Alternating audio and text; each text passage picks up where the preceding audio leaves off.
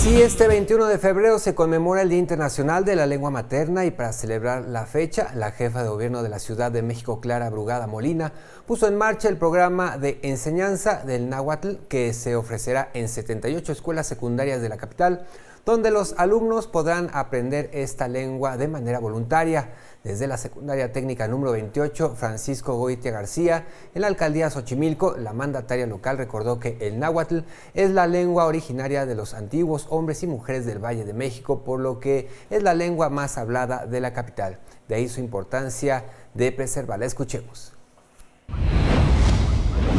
Aprendemos en algunas otras escuelas, en algunos otros niveles, inglés. ¿Por qué no aprender nuestra lengua madre? ¿Por qué no aprender el náhuatl en lugares como Xochimilco, Milpalta y otras zonas de la ciudad donde hay pueblos originarios? También allá en Palacio Nacional se conmemoró el Día Internacional de la Lengua Materna con una exposición sobre la relevancia de la diversidad lingüística.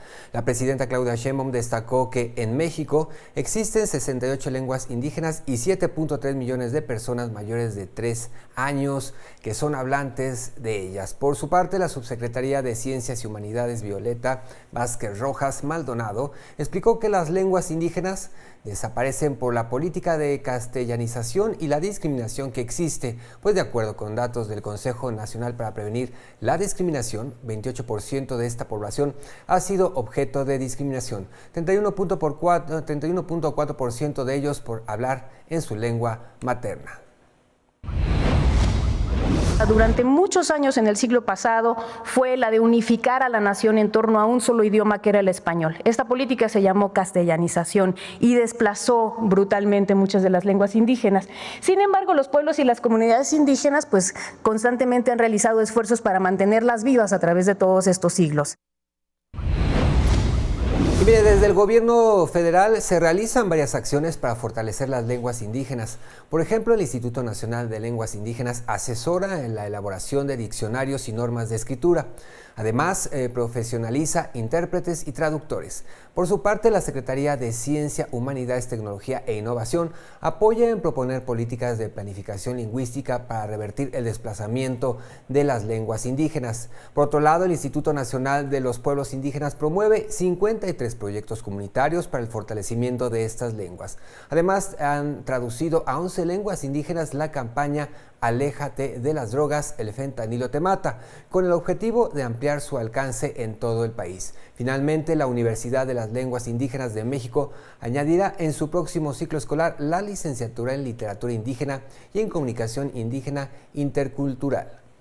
También este viernes 21 de febrero el Instituto Nacional Electoral inició en las instalaciones de Talleres Gráficos de México la impresión de 602.387.442 boletas para la elección judicial del próximo 1 de junio. En una primera etapa, el INE imprimirá las boletas para la elección de los cargos de la Suprema Corte de Justicia de la Nación y la Sala Superior del Tribunal Electoral del Poder Judicial de la Federación. Las boletas para elegir magistraturas de las salas regionales del Tribunal Electoral, integrantes del Tribunal de Disciplina Judicial, así como magistraturas de circuito y jueces de distrito serán impresas posteriormente. La consejera presidenta del INE, Guadalupe Tadei Zavala, mencionó que con esta acción se concreta parte de lo que la reforma judicial plasmó en la Constitución. Escuchemos. Estoy convencida que este proceso inédito en México de la posibilidad de que todos nosotros elijamos a juzgadores y juzgadores será un parteaguas en la historia político-electoral de nuestro país. Les recuerdo que en la elección judicial se votarán cargos federales y locales mediante 6 boletas distintas. Para la Suprema Corte de Justicia de la Nación, ahí lo tienen en pantalla, se votará por 5 ministras y 4 ministros.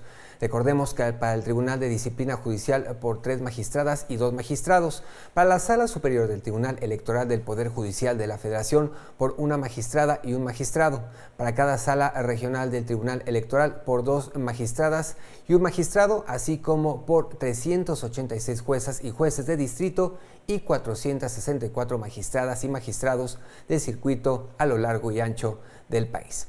Por otro lado, le informo que la Sala Superior del Tribunal Electoral del Poder Judicial de la Federación confirmó por unanimidad de votos el acuerdo del Consejo General del INE por el que negó la inclusión de sobrenombres en las boletas para la elección judicial. El proyecto de la magistrada presidenta Mónica Soto Fregoso puntualizó que el INE sí cuenta con atribuciones legales para incluir o no elementos adicionales a las boletas electorales, por lo que es válido que haya determinado, entre otras razones, que el uso de sobrenombres podría impactar en la contienda, generar una confusión en el electorado y constituir una ventaja indebida sobre las demás candidaturas. Con esta resolución, el tribunal desechó la impugnación de la aún ministra Lenia Batres para aparecer en las boletas electorales como ministra del Pueblo.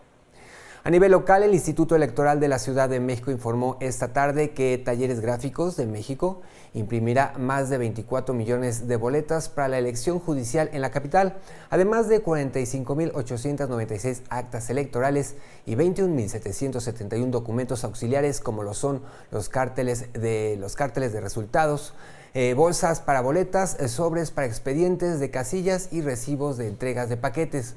El 6 de mayo es la fecha límite para que Talleres Gráficos de México entregue la documentación, la cual será distribuida posteriormente a las 33 direcciones distritales de la Ciudad de México. Estas boletas contarán con 11 medidas de seguridad, como en todos los procesos electorales constitucionales, por citar algunas: papel seguridad con fibras ópticas visibles e invisibles, números de folio, fondos de seguridad y algunas otras medidas más técnicas, como son carácter invertido y alguna otra medida de seguridad adicional propuesta por el impresor. En otros temas, le cuento que el tercer paquete de informes de fiscalización a la cuenta pública 2023 que ayer presentó la Auditoría Superior de la Federación a la Cámara de Diputados, pues reveló un posible daño patrimonial de 1.513 millones de pesos de recursos públicos federales ejercidos por algunas alcaldías de Ciudad de México. Los informes muestran que Coajimalpa fue la demarcación que concentró el mayor número de irregularidades en su ejercicio fiscal 2023, cuando era gobernada por el expriista Adrián Rubalcaba Suárez, al registrar casi 260 millones de pesos que no fueron devueltos a las arcas públicas. Mire, de ese monto, 201 millones de pesos fueron utilizados sin que se cuente con registros contables y presupuestales que justifiquen y comprueben su gasto. Además, se detectó que casi 58 millones de pesos provenientes del Fondo de Aportaciones para la Infraestructura Social se ejecutaron en un proyecto inexistente. Los informes también mostraron que el Gobierno Central de Ciudad de México no tuvo observaciones en el ejercicio fiscal de 2023. Demos un giro a la información. El cofundador del cartel de Sinaloa, Ismael El Mayo Zambada, a través de su defensa, presentó una carta al Consulado de México en Nueva York en la que pidió al gobierno de la presidenta Claudia Sheinbaum que intervenga ante Estados Unidos para que sea repatriado a nuestro país, pues afirmó que de lo contrario pues será condenado a pena de muerte. En su escrito, El Mayo dijo que si se le niega su solicitud, México tendría que aceptar que tiene subordinación ante el gobierno estadounidense, además de que se constituiría un precedente peligroso que permitiría que en cualquier momento cualquier gobierno extranjero pudiera de manera impune violentar el territorio nacional y la soberanía. Esto al referirse al posible secuestro del que fue víctima en México, con el que terminó arrestado allá en los Estados Unidos. Hoy la presidenta Claudia Sheinbaum mencionó que debe revisarse cómo se dio la aprehensión del capo de la droga, independientemente de sus crímenes. Anoche la Comisión Nacional de Honestidad y Justicia de Morena dio a conocer que inició un procedimiento sancionador contra Edgar Francisco Garza Ancira, consejero nacional y estatal de Morena y presidente de la agrupación política nacional Que Siga la Democracia, luego de que el pasado 28 de enero notificó al INE su intención de que dicha organización sea constituida como partido político nacional. La comisión destacó que dicha acción transgrede los documentos básicos del movimiento y puntualizó que en Morena no hay cabida a la división, la deshonestidad, el influyentismo ni el oportunismo.